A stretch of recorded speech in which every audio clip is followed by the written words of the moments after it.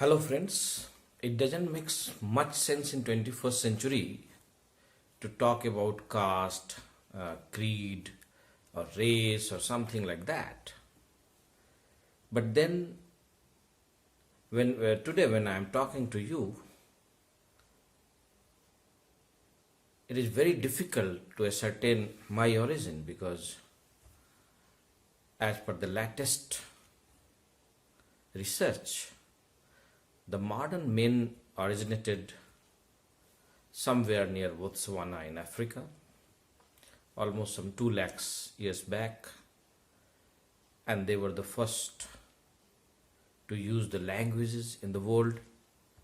But then the question comes in place, why I am talking about all these things?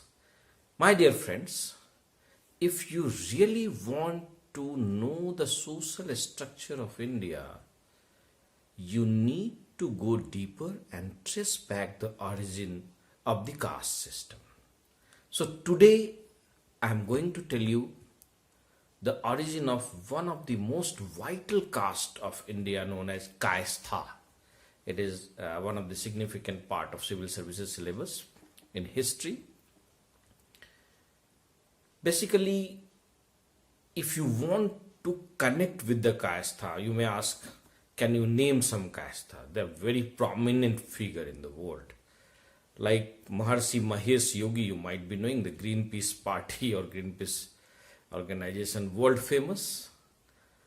Present time Ravi Shankar Prasad, the BJP leader, Shatrughan Sinha, Amitabh Bachchan, Harivansh Rai Bachchan, Jayaprakash Narayan, Dr. Rajendra Prasad, the first president of India,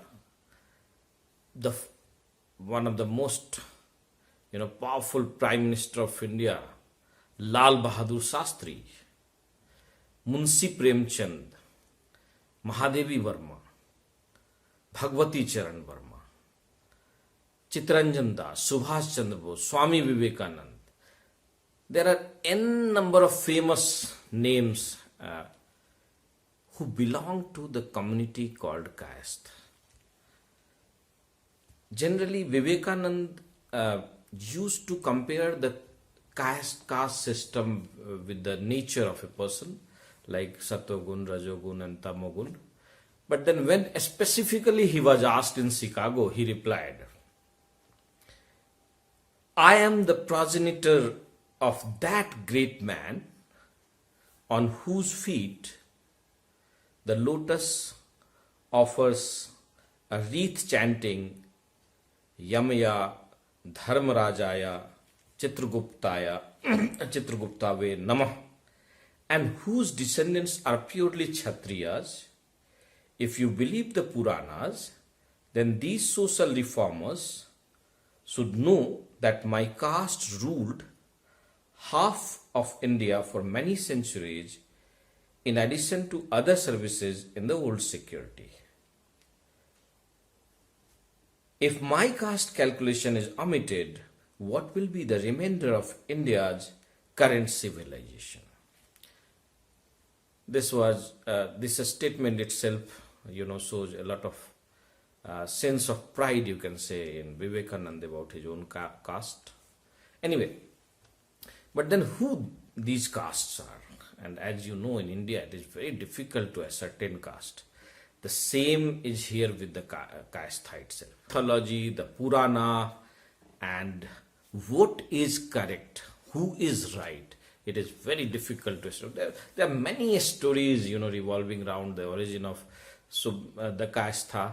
One interesting story is that it comes from Padma Purana, that yes, when Brahma was confused, when Brahma was asked by Yamaraja, the lord of one who counts the deads, how I am going to calculate every individual's 3 lives, in 3 lokas, and every one is having 84 lakhs yonis. It's very difficult.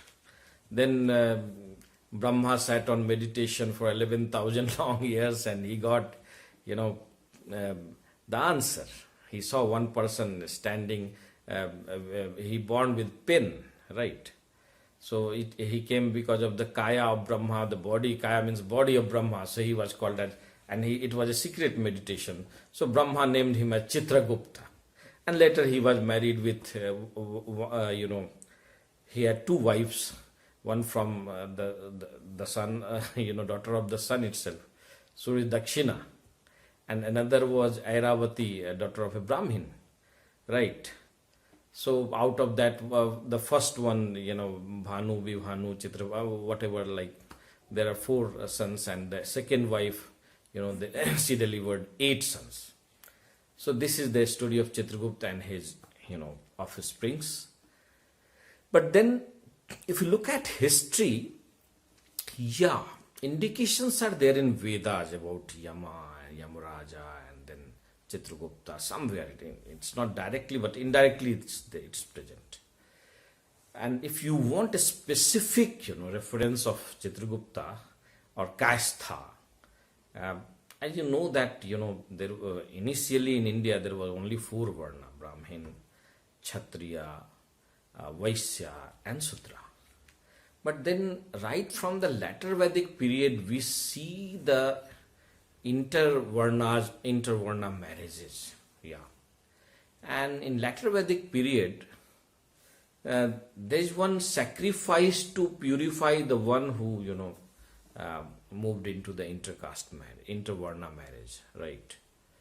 So there are certain, so intervarna marriages started taking place during the later Vedic period itself. Now it was very difficult to place them into the varna order. So that is why in post-Vedic period we find that these varnas were reconfigured and rearranged into the caste systems.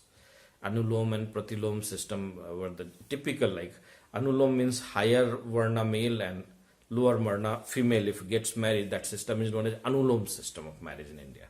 If lower varna male gets married, he gets married to the higher varna female, that system is known as Pratiloma. So entire caste system came out of this Anuloma and Pratiloma system. And by the time of Manu, we had around some 50 castes in presence.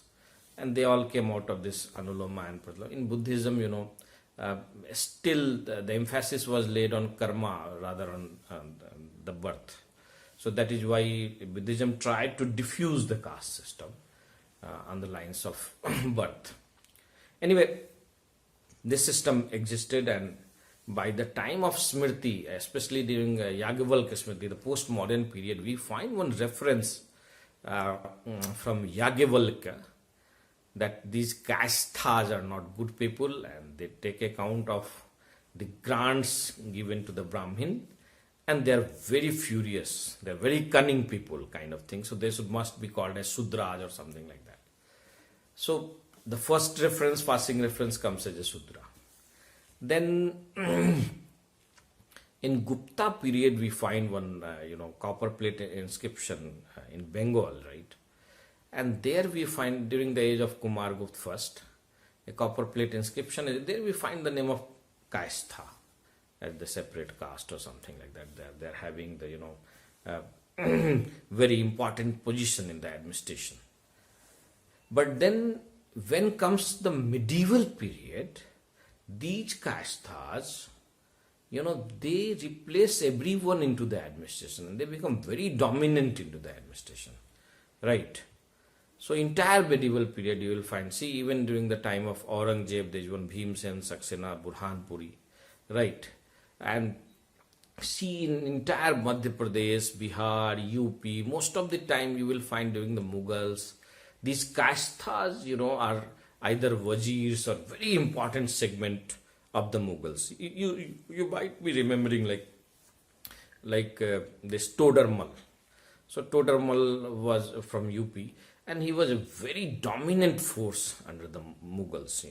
He's known for many land reforms, and even he translated that Bhagavad Purana from Persian to Sanskrit. So there are many dominant people during the medieval period you find in history. And even the Britishers, absorbed them into the administration. Once upon a time, if I remember, more than 50% civil servants, were the Kayastha, from the Kayastha community. So, and that is why initially in the first case came in 1860 from Jaunpur for their origin, whether they are Sudraj or whatever. So, in that case, you see, it was not believed that they are the Sudraj. But when it came to Calcutta in 1885, there was one case, and another case was in 1916 about the origin of the Kayastha. So in that case, it was held that they belonged to the Sudra community. So it was a long drawn out battle, and in this battle even University of Cambridge and Berkeley was also involved to trace out the origin of the Kayastha. And finally, with the help of Risley and other scholars in India, it was established that these Kayasthas belong to the Kshatriya community, and that is why in 1931, when the first caste census was organized, it was held that Kayasthas belong to the Kshatriya community. Now, if you look at their titles, like they're very much regional, and it cannot be denied that they belong to different communities. And there might be, the crossbreeds of various varnas, because see, if you go to Rajasthan, there you will find there are Bhatt Brahmins, and there are some Nagar Brahmins as well. Then you will find one caste in the Kayastha known as Bhatt Nagar. So probably it might have occurred that Bhattas and Nagars, when cross-married, some people or some authorities would not have agreed to, allow them into the Brahmins, so they became a separate caste. And then many, if you see their titles and their location, they are also very much region specific. See, Srivastavas, they are mostly, there is a place named Sravasti in UP, and if you find highest population of Srivastava, you will find in UP itself. Eastern UP, Allahabad, and these areas are, highly dominated by the Srivastavas. See, similarly, if you look at Mathurs, so if you go to Mathura, you will find many Mathurs are there. Gaurs are, Gaur is a place in Bengal, so so in Bengal you will find many prominent Gaurs are there, right? So in this way, many, Kayasthas, trace their origin in the name of their locality or their caste, and many, came from the Brahmin origin. See, if you look at different dynasties in India, the Pala dynasties were basically the Kayastha dynasty. Even the Senas, are regarded as the Kayastha dynasty. And it is believed that during the Sena period, many, people from Kannauj settled there in Bengal, and they are also known as Chitragupta Vansi, Kayastha, or somewhat like that. So, if you look at, some other dynasties who were the Kayasthas, the claim to be the Kayasthas, like Karkot dynasty, which is the first, you can say, the historic dynasty of Kashmir. Basically, the first ruler is Lalitaditya. So, Lalitaditya claims himself as the Kayastha. So, it is very interesting to know. And if you look at some other like Durlabh Vardhan and others, they were quite dominant in Kashmir, no doubt. And they were most of the glorious period of Kashmir was ruled under the Kayasthas, no doubt in that. If you look at some other, it is also claimed that Pratiharaj were the Kayasthas, Satavahanas were the Kayasthas. It is also claimed that if you look at some other. Even the Pallavi, Matrak dynasty are the Kayasthas. Even the Chalukya of South claims themselves as the caste. So there's no ending number. So presently there are 10 crores in population, and most of them are highly esteemed. If you remember, during the Mughal period, there was one Kayastha ruler from Bengal. Basically, the area is known as Jasur.